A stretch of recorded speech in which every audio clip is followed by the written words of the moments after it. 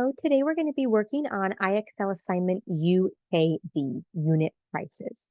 So unit prices is the same thing as the concept of unit rate.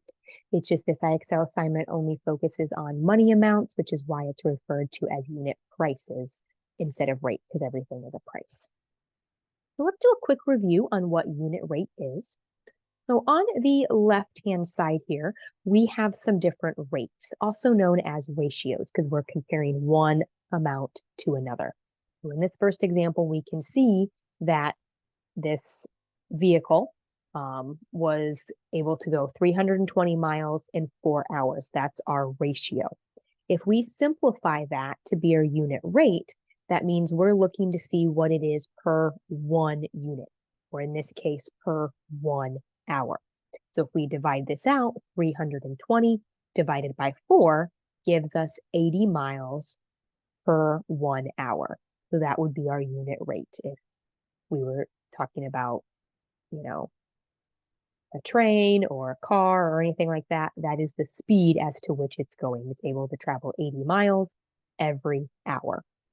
And then on the second example here, we have another ratio, $45 for 5 tickets.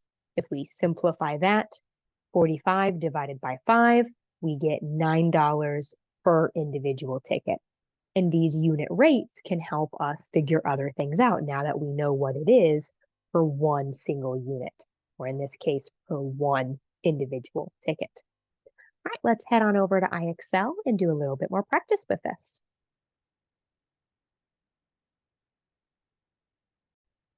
All right, here we are on IXL now. Quick reminder that the assignment is UKD, unit prices. So our first problem here says a 5-pound bag of red onions costs $4.40. What is the unit price? So we want to know what the price is per pound.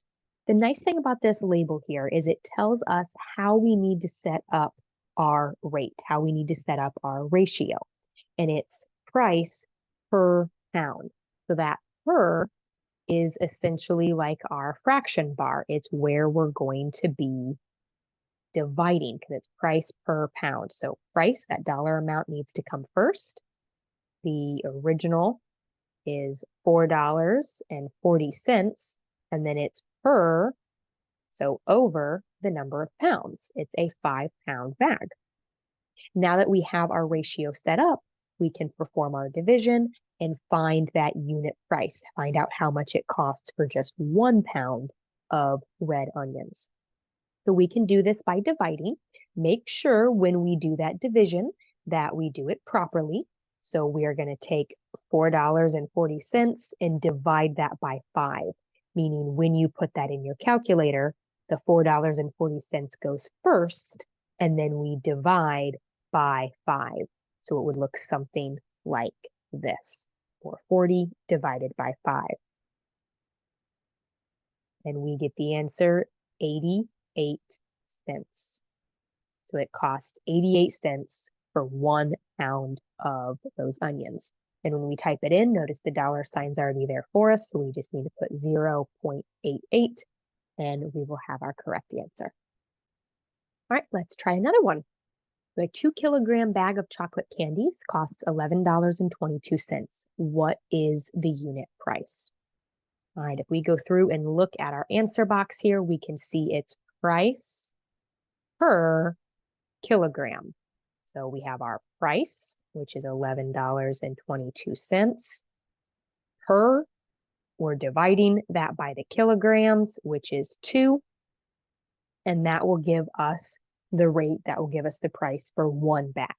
So once again, you have permission to use your calculator. So $11.22 divided by 2. Make sure you put that in properly. The numerator goes first, and then it's divided by your denominator. And we get the answer of $5.61. All right, once you get a little higher in the SMART scores, you'll start to get problems like this where we're comparing. We're trying to figure out which is the better buy. Well, all this really means is we just have to solve two different problems and then see which one's going to be cheaper. Because if it's the better buy, well, it's whatever's going to save us the most money, whatever is the most cost effective. So whichever one of these ends up being cheaper for one individual bag of chocolate is going to be what we go with. So here we're trying to figure out if it's better to get a 2-kilogram bag for $11.22 or a 5-kilogram bag for $28. The only way to know for sure is to find the unit price or the unit rate of both and compare. All right, if we look at our first one here, we see that it's $11.22 for a 2-kilogram bag. I think that's actually the problem we just solved. Funny. So we'll take our price, divide it by the size of the bag, and that gives us an individual price of $5.61 for one bag of chocolate. Second problem here is $28.00 for a 5-pound bag of chocolate. So if we divide this out, $28 divided by 5, we find out that that costs $5.60. Or actually, let me back this up real quick. In the calculator, we get 5.6. Well, since we're talking about money, whenever we deal with money, we have it to the nearest hundredth. We have 2 decimal places. So we do need to add that 0 on so we can tell that it's 60 cents and not 6 cents, because 6 cents would be 0.6. This would be 6 cents, where this is 60. So it obviously makes a pretty big difference. So do be careful about that when you put it in your calculator. If you need to add a 0 on to make it the proper money format, make sure you do so. All right. Oh my goodness. These are so close in price. We can see that it's only a difference of 1 cent, but this 5-pound bag of chocolate is technically 1 cent cheaper per pound. And so if I need a lot of chocolate, it's going to be a better deal. It's going to be a better buy to get this second one, especially if I'm buying in bulk and needing to get 30 pounds, or even if it was a really big business and I had to get 100 pounds or anything like that, it's a little bit cheaper. So it would save us a little bit of money. It's the better deal.